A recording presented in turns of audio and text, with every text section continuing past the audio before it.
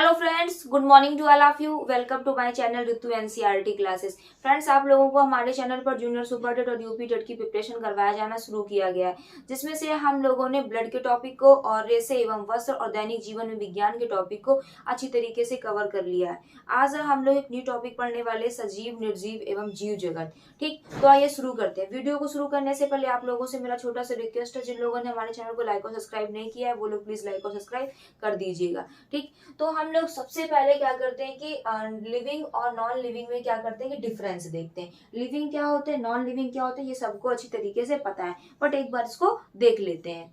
तो लिविंग और नॉन, तो लिविंग कौन से होते हैं कि इसके अंतर्गत प्लांट्स, एनिमल्स आते हैं, और जो ये नॉन लिविंग होते हैं तो इसके अंतर्गत ईंट, पत्थर, कार, कोयला आदि आते हैं, जो कभी भी जीवित अवस्था में नहीं पाए जाते हैं। सेकेंड नंबर है कि सजीवों में विभिन्न जैविक क्रियाएं जैसे उत्सर्जन हो गया, पोषण, गति, वृद्धि, प्रजनन, श्वसन आदि होती हैं। पर जो निर्जीव होते हैं, नॉन लिविंग होते हैं, उसमें ऐसा कुछ भी नहीं होता है। ठीक, इनमें आंतरिक वृद्धि होती है, किसमें, लिविंग में, बट जो निर्जीव होते हैं इनमें आंतरिक वृद्धि भी नहीं होती है। ठीक, और जैसे इनका एग्जाम्पल कौन सा, मनुष्य, हाथी, पेड़, और इसका एग्जाम्पल कौन सा, रेलगाड़ी और जहाज। मतलब जो नॉन लिविंग होते हैं उनमें जीवन ही नहीं होता है, ना तो वो खाते पीते हैं, ना तो कोई उपापचयी क्रियाएं करते हैं, वो कुछ भी नहीं करते, केवल एक जगह जैसे थे वो वैसे ही रखे रहते हैं। पर जो सजीव होते हैं उनमें क्या होता है कि वो खाते पीते हैं, अपनी ग्रोथ करते हैं, पोषण करते हैं, प्रजनन करते हैं, और वो सारी क्रियाएं करते हैं, गमन भी करते हैं। जो एनिमल्स होते हैं वो एक स्थान से दूसरे स्थान पर जा सकते हैं,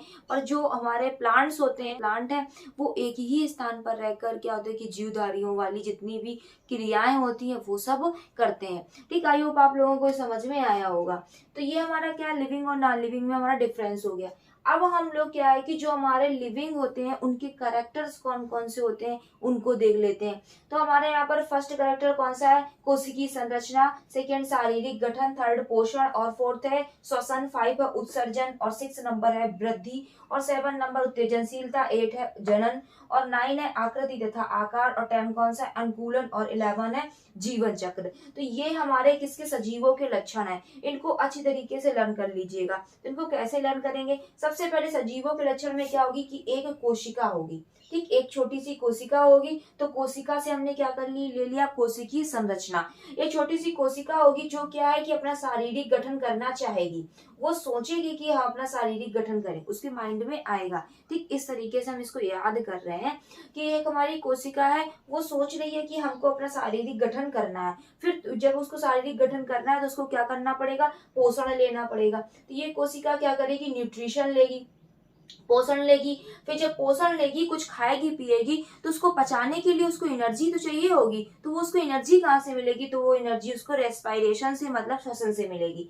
फिर वो क्या करेगी, न्यूट्रिशन लेगी, रेस्पायरेशन करेगी। अब जब वो कुछ खाएगी पिएगी पचाएगी तो कुछ वेस्ट मटेरियल बचेगा। तो वो वेस्ट मटेरियल को हम लोग क्या बोल देंगे, एक्सक्रीशन की, मतलब एक्सक्रीशन के द्वारा उस वेस्ट मटेरियल को वो बाहर निकालेगी। तो यहाँ पर क्या है कि एक सेल थी, कोशिकीय संरचना थी, उसने सोचा कि हमको अपना शारीरिक गठन करना है। इसके लिए उसने क्या किया, पोषण किया, श्वसन किया, उत्सर्जन किया। तो उसकी क्या हो गई, ग्रोथ हो गई। तो उसकी क्या हो गई, ग्रोथ हो गई, मतलब उसकी क्या हो गई, वृद्धि हो गई। जब वो बड़ा हो गया तो उसमें क्या आ गई, उत्तेजनशीलता आ गई। जब वो क्या हो गई, सेल बड़ी हो गई तो उसमें क्या आ गई, उत्तेजनशीलता आ गई। जब उसमें उत्तेजनशीलता आ गई तो उसमें क्या हो गया, जनन आ गया। ठीक, तो उसने क्या किया, उत्तेजनशीलता आई तो उसने क्या किया, जनन किया, मतलब रिप्रोडक्शन किया, अपनी जैसी एक संतान को और उत्पन्न किया, मतलब अपनी जैसी एक सेल और बनाई। ठीक, इसके बाद हमारा नेक्स्ट है कि आकृति, आकार, अनुकूलन और जीवन चक्र। ठीक है, किसको थोड़ा सा ध्यान में रखना है, आकृति एवं आकार, अनुकूलन और जीवन चक्र। ठीक, अब हम क्या है कि इन सजीवों के जो ये कैरेक्टर हैं इनको हम थोड़ा सा डिटेल में देख लेते हैं। जल्दी से इनको थोड़ा सा हम लोग डिटेल में देख लेते हैं। इसमें थोड़ा सा ऊपर नीचे लिखा हुआ है, आप लोग इसको देख लीजिए। उसको हमने, ठीक, पहला इसमें क्या है, आकृति तथा आकार। सभी जीवों की एक निश्चित आकृति तथा आकार होता है, जैसे मनुष्य की, बकरी की, गाय की और आदि। ठीक, आदि की विशेष आकृति के कारण पहचाना जाता है, क्योंकि गाय जो होती है वो अलग आकृति की होती है, बकरी अलग आकृति की होती है, भैंस जो होती है वो भी अलग आकृति की होती है। ठीक, इसके बाद क्या है कि इसी प्रकार आम, नींबू, खजूर, जामुन आदि पौधों को उनकी आकृति एवं आकार के द्वारा पहचाना जाता है। अब इसके बाद सेकेंड है हमारा कोशिकीय संरचना। सजीवों की शारीरिक संरचना कोशिकाओं से ही निर्मित होती है। कोशिकाएं सजीवों के शरीर की संरचनात्मक एवं क्रियात्मक इकाई होती हैं। बिल्कुल इंपॉर्टेंट सी बात है कि जो कोशिकाएं होती हैं वो सजीवों की संरचनात्मक एवं क्रियात्मक इकाई होती हैं। इसके बाद में शारीरिक गठन क्या होता है, सजीवों के शरीर का गठन कोशिका, ऊतक, अंग तथा अंग तंत्रों से होता है। मतलब पहले कोशिका बनती है, कोशिका से ऊतक बनता है, ऊतक से ऊतक तंत्र बनता है, और ऊतक तंत्र से अंग बनता है, अंग से अंग तंत्र बनता है, और अंग तंत्र से क्या बन जाता है, हमारा शरीर बन जाता है। मतलब कोशिका, कोशिका से ऊतक, ऊतक से ऊतक तंत्र, अंग, अंग से अंग तंत्र, और हमारा शरीर बन जाता है। अब हमारा क्या है, पोषण। जंतुओं द्वारा भोजन ग्रहण करना, पाचन और शोषण, श्वांगीकरण, उत्सर्जन पोषण के अंतर्गत आते हैं। जबकि पौधों में पोषण जो होता है, पौधों में प्रकाश संश्लेषण की क्रिया द्वारा भोजन का निर्माण किया जाता है। ठीक, इसके बाद में नेक्स्ट है हमारा अनुकूलन। सजीवों का अपने वातावरण के प्रति अनुकूल बनाने की जो क्षमता होती है वही क्या कहलाती है, अनुकूलन कहलाती है। जैसे मछलियों का शरीर जो होता है जलीय जीवन के लिए, और पक्षियों की संरचना वायवीय जीवन के लिए अनुकूलित होती है।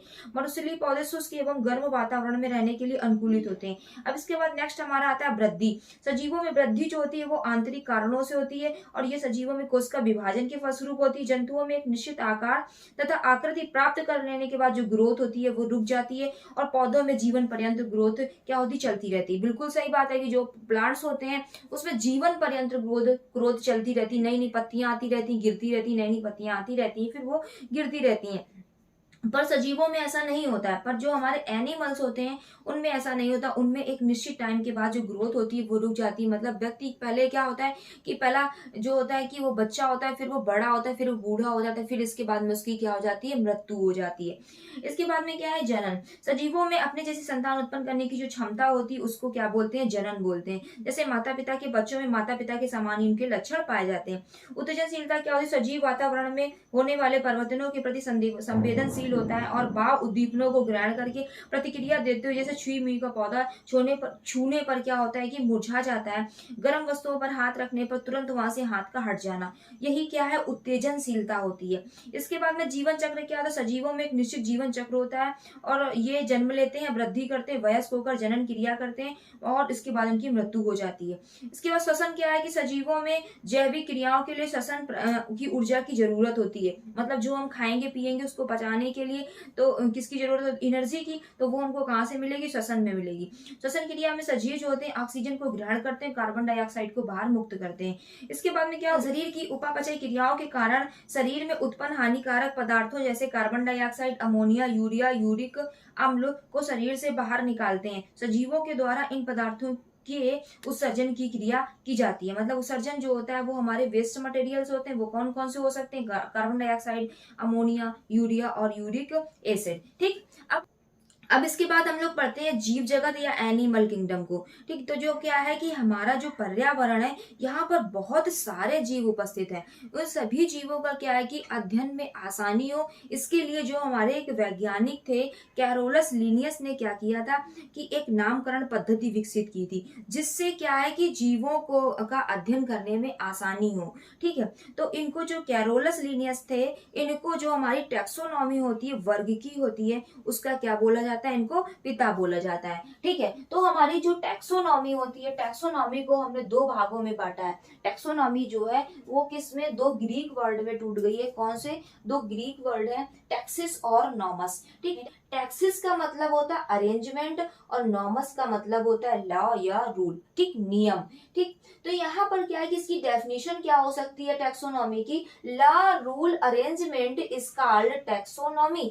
मतलब लॉ और रूल का जो अरेंजमेंट होता है उसी को क्या बोलते हैं, टैक्सोनॉमी बोलते हैं। और जो ये अरेंजमेंट होता है वो किस किस बेस पर किया जाता है, वो किया जाता है हमारे एनआईसी बेस पर, मतलब नॉमेनक्लेचर के बेस पर, आइडेंटिफिकेशन के बेस पर, और क्लासिफिकेशन के बेस पर। ठीक, अब क्या है कि फादर ऑफ टैक्सोनॉमी, जो हमारी टैक्सोनॉमी है उनका पिता किसको बोलते हैं, कैरोलस लिनियस को बोलते हैं। फादर ऑफ बाइनोमियल या द्विनाम पद्धति या नॉमेनक्लेचर, मतलब द्विनाम पद्धति के पिता कौन है, द्विनाम पद्धति के पिता है कौन, कैरोलस लिनियस। ठीक, तो द्विनाम पद्धति हमारी क्या होती है, जिसमें क्या होता है, द्विनाम पद्धति होती है कि पहला क्या होता है, जीनस होता है, और दूसरा क्या होता है, स्पीसीज होता है। जैसे कि हमारे आम जो है, आम का बोटानिकल नेम क्या है, मैंगीफेरा इंडिका। इंडिका। तो जो मैंगीफेरा होगा वो इसका क्या होगा, जीनस होगा, और जो इंडिका होगी वो इसकी क्या होगी, स्पीसीज होगी। ठीक, तो जो हमारे स्पीसीज है, स्पीसीज टर्म किसने दिया था, स्पीसीज टर्म जो था वो जॉन रे ने दिया था। ये बहुत इंपॉर्टेंट क्वेश्चन से लिखे हुए हैं, इनको आप लोगों को जरूर से जरूर लर्न करना है। ठीक है, किसी भी रूप में आपसे परीक्षा में पूछे जा सकते हैं। तो यहाँ पर हमने स्पीसीज जो टर्म था वो किसने दिया, जॉन रे ने दिया। इसके बाद में फादर ऑफ इंडियन टैक्सोनॉमी, जो हमारी इंडियन टैक्सोनॉमी है उसके पिता कौन है, वो है सांता पाउ। इसके बाद में टर्म टैक्सोनॉमी किसने दिया, जो हमारा टर्म था इसकी खोज तो कैरोलस लिनियस ने की थी, बट इसको टर्म टैक्सोनॉमी जो नाम था वो किसने दिया था, तो वो एपीडी कंडोले ने टर्म दिया था टैक्सोनॉमी। ठीक, इसके बाद में क्या है कि क्लासिफिकेशन की सबसे छोटी यूनिट कौन सी होती है, क्लासिफिकेशन मतलब हमारा जो वर्गीकरण होता है उसकी सबसे छोटी यूनिट होती है स्पीसीज। क्या होती है, स्पीसीज। मतलब बाद में क्लासिफिकेशन की सबसे बड़ी यूनिट जो हमारा क्लासिफिकेशन है इसकी सबसे बड़ी यूनिट डोमेन होती है। क्लासिफिकेशन की सबसे छोटी यूनिट क्या होती है, स्पीसीज होती है, सबसे बड़ी यूनिट जो होती है वो डोमेन होती है। इसके बाद में हम लोग कैरोलस लिनियस की कुछ बुक देख लेते हैं। तो कैरोलस लिनियस की बुक पहली है फिलोसोफिया बॉटनिका, दूसरा है सिस्टेमा नेचुरी, और थर्ड है स्पीसीज प्लांटेरम, और फोर्थ है फ्लोरा लैपोनिका। अब इसको याद कैसे करेंगे, कैरोलस लिनियस की बुक है, इनको याद कैसे करेंगे, ये इंपॉर्टेंट बुक है, एक ना एक जरूर पूछी जाती है। कौन सा, तो इसको याद ऐसे करेंगे कि सोफिया नाम की एक लड़की है, सोफिया नाम की एक लड़की है, उसका जो क्या है नेचर है, उसका जो स्वभाव है वो विभिन्न स्पीसीज के प्लांट से, फ्लोरा मीन्स फूल, लैपोनिका मीन्स लपक के तोड़ने का। तो जो सोफिया नाम की लड़की है उसका स्वभाव है कि उसको किसी भी स्पीसीज का प्लांट मिल जाए, किसी भी स्पीसीज का प्लांट हो, बस उसके फ्लावर उसको क्या करनी है, लपक के तोड़ने हैं। ठीक, उसका ये नेचर है कि उसको किसी भी स्पीसीज का प्लांट दिख जाए, कहीं पर भी मिल जाए, तो उसको क्या करना है, उस प्लांट में जो फ्लावर लगे होंगे उनको लपक कर तोड़ने का है। ठीक, तो यहाँ से हम सोफिया से क्या याद करेंगे, फिलोसोफिया बॉटनिका, और उसका नेचर क्या है, सिस्टेमा नेचुरी, और उसकी जो किसी भी स्पीसीज का प्लांट है स्पीसीज प्लांटेरम, और उसका फूल तोड़ना है उसको लपक के, तो फ्लोरा लैपोनिका। तो ये हमारी किसकी, कैरोलस लिनियस की बुक है। अब हम लोग यहाँ पर एक जी जैसे कि स्पीसीज प्लांटेरम लिखा है, तो इसी तरीके से एक कौन सी होती है, जेनेरा प्लांटेरम होती है, और एक हिस्टोरिका प्लांटेरम होती है। तो जो स्पीसीज प्लांटेरम है वो हमारी कैरोलस लिनियस की है, और जो जेनेरा प्लांटेरम होगी वो हमारे बैंथम और हुकर की होगी। कौन सी, ये बहुत इंपॉर्टेंट बुक है।